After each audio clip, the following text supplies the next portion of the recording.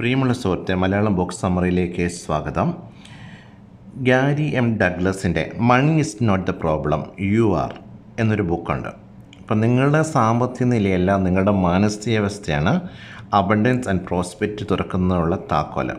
അപ്പം നിങ്ങളുടെ സാമ്പത്തിക സാധ്യതകളെ പരിമിതപ്പെടുത്തുന്ന ആന്തരിക ബന്ധങ്ങളെ മനസ്സിലാക്കാനും അതിനെ അഭിമുഖീകരിക്കാനും നിങ്ങളെ സഹായിക്കുന്നൊരു ബുക്കാണ് Gary M Douglas and doctor Dain Heer ഇവർ ചേർന്ന് എഴുതിയൊരു ബുക്കാണ് money is not the problem, you are. ഇതൊരു 99 പേജ് ഉള്ള ബുക്കാണ്. ഒരു ദിവസം കൊണ്ട് നമുക്ക് വേണം വായിച്ചെടുക്കാൻ കേട്ടോ. നല്ലൊരു ബുക്കാണ്.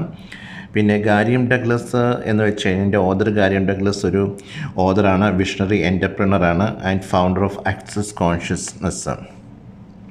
അപ്പോൾ ഈ ബുക്ക് ശരിക്കും ആക്സസ് കോൺഷ്യസ്നെസ്സിനെ ബന്ധപ്പെട്ടുള്ള ബുക്കാണ്. ആക്സസ് കോൺഷ്യസ്നെസ്സിനെ കുറിച്ച് അറിയാവുന്നവർ ഒന്ന് കമൻറ്റ് ചെയ്യുക. എനിക്കത്ര പരിചയമില്ല. അപ്പോൾ ഇതിൻ്റെ അകത്തെ കണ്ടൻ്റ് എന്ന് വെച്ച് കഴിഞ്ഞാൽ ഒരു 6 ചാപ്റ്റേഴ്സാണ് പോകുന്നത്. വളരെ കൊച്ചു ബുക്കാണ് കേട്ടോ. അപ്പോൾ ഇത് തുടങ്ങുമ്പോൾ തന്നെ ചോദിക്കുന്നുണ്ട്, do you have a money issue? അപ്പം ഡെയിനും അദ്ദേഹത്തിൻ്റെ ഒരു സുഹൃത്തും കൂടെ ഉള്ള ഡിസ്കഷൻ സംസാരം പോലെയാണ്. അപ്പം അവർ രണ്ടുപേരും ധാരാളം പണം സമ്പാദിക്കാനായിട്ട് ആഗ്രഹിച്ചു. അപ്പം സുഹൃത്ത് പറഞ്ഞു, എനിക്ക് പണത്തിൻ്റെ പ്രശ്നമുണ്ട്. അപ്പോൾ ഓദർ പറഞ്ഞു, ഇല്ല, നിങ്ങൾക്കില്ല. അപ്പോൾ സുഹൃത്ത് പറയുകയാണ്, അതെ, എനിക്ക് പണത്തിൻ്റെ പ്രശ്നമുണ്ട്. അപ്പോൾ ഓദർ പറഞ്ഞു, ഇല്ല, നിങ്ങൾക്ക് പണത്തിൻ്റെ പ്രശ്നം ഇല്ല. അവസാനം അവൻ സുഹൃത്ത് ചോദിക്കുകയാണ്, എന്താണ് താങ്കൾ ഉദ്ദേശിക്കുന്നത്? അപ്പോൾ ഓദർ പറയുകയാണ്, നിങ്ങൾക്ക് പണത്തിൻ്റെ പ്രശ്നമില്ല, നിങ്ങൾ സ്വീകരിക്കാൻ തയ്യാറല്ല. അപ്പോൾ അവൻ പറഞ്ഞത് ശരിയല്ല. അപ്പോൾ ഓദർ പറയുകയാണ്, അതെ, സത്യമാണ്, പണം നിങ്ങളുടെ പ്രശ്നമല്ലെന്ന് ഞാൻ തെളിയിക്കും. അപ്പോൾ പണം ഒരിക്കലും പരിഹാരമല്ല, കാരണം പണം ഒരിക്കലും പ്രശ്നമല്ല. നിങ്ങൾ പണം ഒരു പരിഹാരമായി ഉപയോഗിക്കാൻ ശ്രമിക്കുകയാണെങ്കിൽ നിങ്ങളുടെ പക്കലുള്ള പണം അല്ലെങ്കിൽ നിങ്ങളുടെ പക്കൽ ഇല്ലാത്ത പണം ഉപയോഗിച്ച് പരിഹരിക്കാൻ നിങ്ങൾ മറ്റൊരു പ്രശ്നം സൃഷ്ടിക്കും. എനിക്ക് ധാരാളം പൈസ ആയി കഴിയുമ്പോൾ ജോലിയൊക്കെ നിർത്തി ഞാൻ റെസ്റ്റ് എടുക്കുക, ഇതൊക്കെ ഒരു തെറ്റായ ആശയമാണെന്നാണ് ഓദർ പറയാറുള്ളത്. ഇപ്പം ജോലി കിട്ടിയിട്ട് വേണം ലീവ് എടുക്കാൻ എന്ന് പറയുന്നത് പോലെ. ആദ്യമായിട്ട് ജോലിക്ക് കയറുന്ന ആൾക്കാരെ കമ്പനിയിലെ പ്രായമുള്ള സീനിയേഴ്സ് നോക്കിയിട്ട് പറയാറുണ്ട്, ഒത്തിരി ഉണ്ടാക്കിയില്ല, ഇന്ന് റെസ്റ്റൊക്കെ എടുത്തുകൂടെയെന്ന്. ഇപ്പം ലോട്ടറി അടിച്ചവർ പോലെ 2 വർഷം കഴിയുമ്പോഴത്തേക്ക് അവർ പഴയ അവസ്ഥയിലോട്ട് വന്നു ചേരും. Money is not the problem, money is not the solution, receiving is the problem and you are the solution. നിങ്ങൾ യഥാർത്ഥത്തിൽ ആരാണെന്നതിൻ്റെ മഹത്വം നിങ്ങൾക്ക് ലഭിക്കാൻ തുടങ്ങുമ്പോൾ നിങ്ങളുടെ ജീവിതത്തിലെ എല്ലാം മാറാൻ തുടങ്ങുന്നു. അപ്പം നിങ്ങളുടെ പണം ഉൾപ്പെടെ.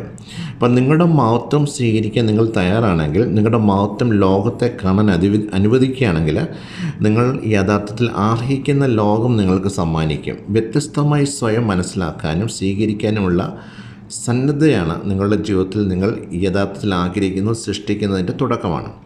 അപ്പോൾ നിങ്ങളെടുക്കുന്ന എല്ലാത്തിൻ്റെയും 10% മാറ്റിവെക്കുക, സഭയ്ക്ക് ദശാംശം നൽകുക.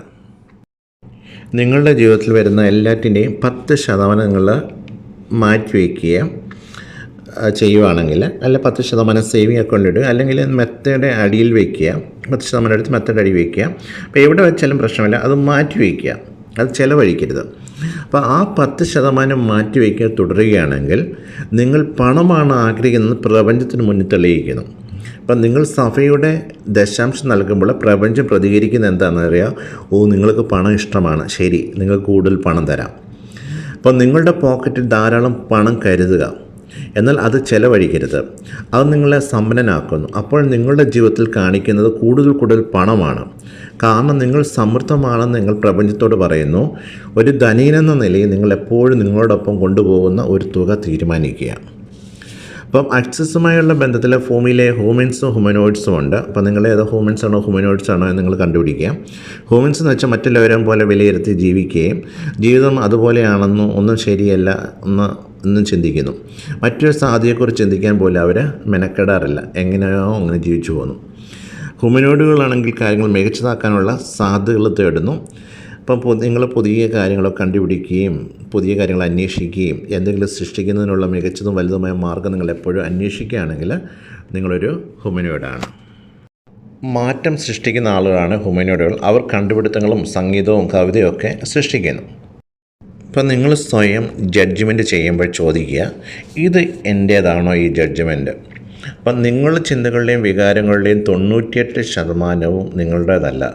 നിങ്ങളിത് എൻ്റേതാണോ എന്ന് നിങ്ങൾ സ്വയം ചോദിക്കാൻ തുടങ്ങുമ്പോൾ നിങ്ങൾക്ക് ചിന്തകളൊന്നുമില്ല എന്ന വസ്തുതയെക്കുറിച്ച് നിങ്ങൾക്ക് വളരെ വ്യക്തമാകും.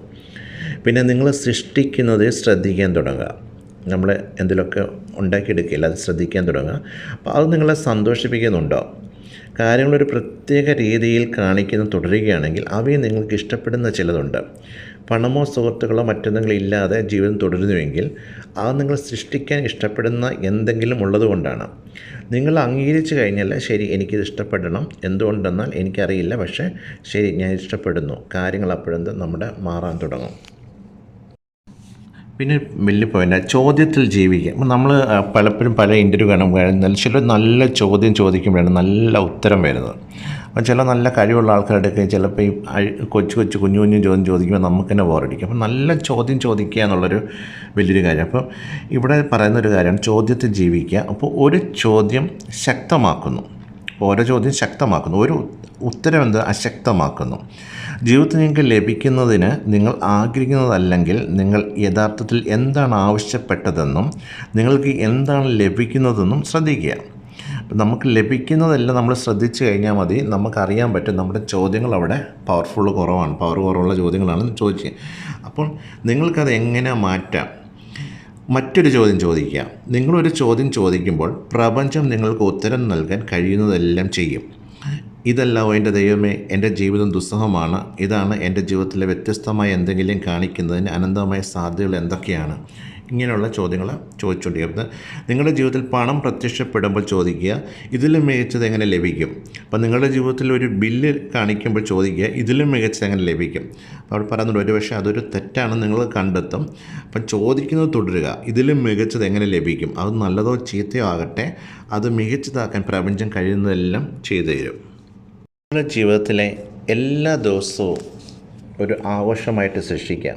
അപ്പോൾ എല്ലാ ദിവസവും രാവിലെ പറയുക, ഇന്നെൻ്റെ ജീവിതം ആഘോഷമായിരിക്കുന്നു, അല്ലെങ്കിൽ ഇന്നത്തെ ഈ ദിവസം അടിപൊളിയായിരിക്കുന്നു, അല്ലെങ്കിൽ ഈ ദിവസം ഞാൻ വളരെ സന്തോഷമായിട്ടിരിക്കുന്നു, ഇന്ന് വളരെ സന്തോഷമായിട്ടിരിക്കുന്നു.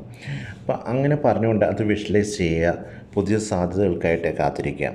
ഈ കൊച്ചു ബുക്ക് സമ്മറിക്കാത്ത കുറച്ച് കണ്ടൻസാണ് ഇവിടെ പറഞ്ഞത്. എല്ലാവർക്കും ഇഷ്ടമായെന്ന് വിശ്വസിക്കുന്നു. Thank you for watching. Liju.